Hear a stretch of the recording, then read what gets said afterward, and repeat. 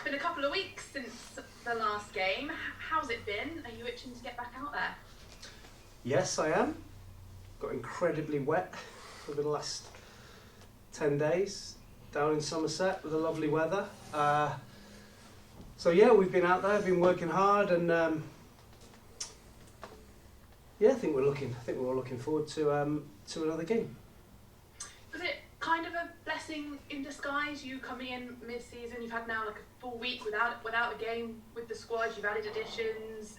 Was that a good thing for you? I'll tell you that after Saturday. I think it's always good to have time with your players and on the training pitch and building those relationships with the team and the team, you know, in their shape and how we play. So listen, we know where we're not great. We know what we're good at. We know where we've not been great, and we know what we've got to improve, and we're slowly trying to put that right. Obviously, you know, we need some help with new additions to help the group that we've got. I've enjoyed this week. And as you say there, since we last spoke, 4 players have left the club. Lewis Britton, Jake Scrimshaw, Ewan Clark and Jamie Andrews. What's the story behind that? I guess Lewis Britton, you were quite excited about giving him to the club, but obviously didn't work out. No, so we've got 2 centre forwards in Malachi and Alex Fisher. Obviously they've both got 2-year contracts, and Louis was on a non-contract, so I didn't want, I wanted Louis to come in and add competition, which he did. But we can't have sort of lots of centre forwards sat around and not playing. So that was the thinking on that one. I'm convinced at some point he'll go somewhere and score goals. So yeah, I think he's got the Chorley in the Conference North, and good luck to him. And Jamie Andrews, of course, moving on as well. He was quite a good addition to your midfield, but you spoke there about new additions. Can we expect some more, particularly in that midfield area? Well, I think Jamie came in when I came in at the start, and Lawson was injured, so we needed a midfield player. He's a young player, Jamie, still learning his trade, fantastic attitude, a lovely kid, and he started every game he was here. But I have to look at the players that are on contract as well, and Lawson's been really patient, and he deserves a chance to play. So I didn't want Jamie to be here sat and not playing after starting 9 games on the trot. So, I think West Brom wanted him back as well to have a look at him, see how he progressed. So we're looking at different options in most positions. And you've got 2 away games coming up. Can we expect any new additions before Saturday or Tuesday? I hope so. It's we're in the midst of a takeover, so it's difficult, and it is difficult to try and get those things done. So it's easier to send people back than it is to sign people at the moment. But ideally, we'd love to get a couple in before the weekend. And you sort of mentioned it there, but I imagine you've been kept abreast of how things are progressing and the funds that you have available for new players. Yeah, as I've been led to believe, as long as we're on the same budget, and if I can make room in that budget, then I can manoeuvre and bring players in, as long as we're in the said budget that was set at the start of the season. And in relation to the players that you currently have you got any injury concerns? How's the week been in sort of managing those players? Yeah, we've had a relatively clean bill of health. So the physio room's been a pretty quiet place, so which is a good thing. So yeah, we're all right. We're in good shape.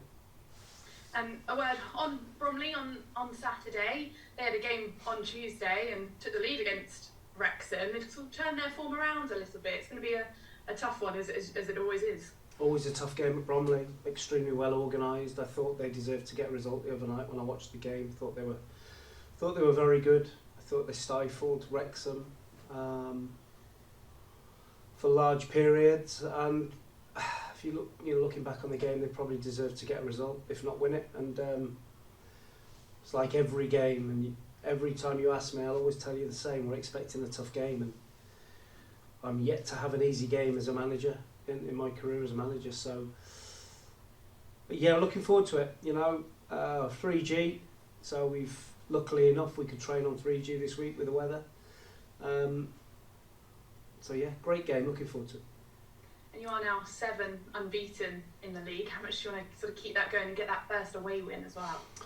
Yeah, it'd be fantastic. We look, like I say, we're in good shape. I think we've only lost 1 since I've been here, which is great. Of course, we'd have liked to have won a couple of those instead of drawing. If we'd have done that, I'm sure everyone would be saying we're going to get in the playoffs, which is so temper the expectations. But as a team, defensively, been incredible.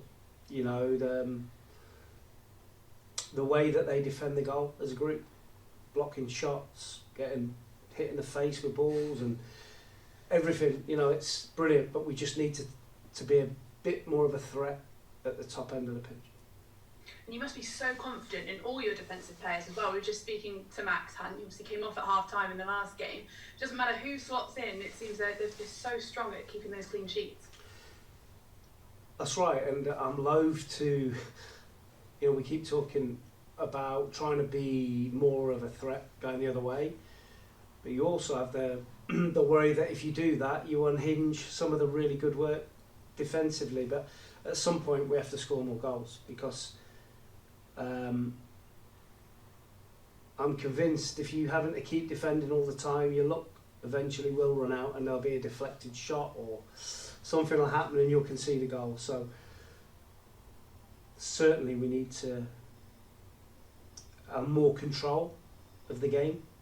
But defensively, like you've said there, whoever's played has been outstanding and we need that to continue. And I don't know if you've I'm sure you have, kept abreast of the other results while you had the week off. I mean, the bottom team's picking up really crucial points, and it just means that the league is so tight across it, isn't it? And 7 points between you guys and Bromley, there's some real chance to get some momentum going. Yeah, people were saying to me last weekend, I went to watch a game and people were saying, oh, they're not good results. I turned that round, and for me they were great results because they brought people above us closer to us. That's the way we look at it, and I think that's the way we have to look at it. We have to be optimistic and positive and look above us rather than below us, and that's what we're going to continue to do. You kind of have to when you're on a run like you guys, 7 unbeaten. That's not easy in the National League. You must be looking up the league. It's very hard in any league to go 7, 8, 9, whatever unbeaten. Very hard. I think you look at Man City last night. Nobody would have predicted that result. So when you're on a good run, you've got to be really professional. Keep doing the things that have got you that far, and continually try and improve. Thanks for your time, Mark. Good luck on Saturday. Pleasure. Well, Mark, first off, I mean, when you have a situation where you've gone 7 games unbeaten, and then you have a good result against Torquay, and then suddenly you've got 2 weeks off, is that more of a hindrance than a help? I mean, I know obviously you've got the benefit of training together for a lengthy period, but at the same time, it kind of interrupts the momentum, doesn't it? Yeah, I get where you're going, but we didn't play particularly well against Torquay. We defended great, but we didn't play particularly well, and Torquay were better than us with the ball.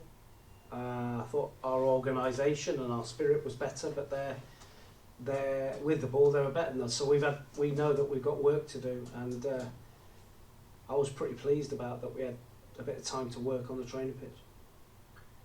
When you have such a lengthy period of time uninterrupted with a game, how do you go about it? I mean, do you go in with the same sort of basic message for each day, or do you have a different sort of topic of application each day? How does it work? Well, we have things that we're trying to work to, obviously both ends of the pitch, attacking wise, and we've done some work continually with our defensive shape. And if you get your defensive shape right, that will then lead to you having more chance to attack. But it's when we get the ball in the middle third of the pitch that we we've not been great, and we need to have more. When I talk about control, that means we need to take the opposition back towards their own goal a bit more, rather than it being a basketball match end to end. We need the opposition team to be spending time in their half a bit more, which then will lead to more chances and less defending for us to do.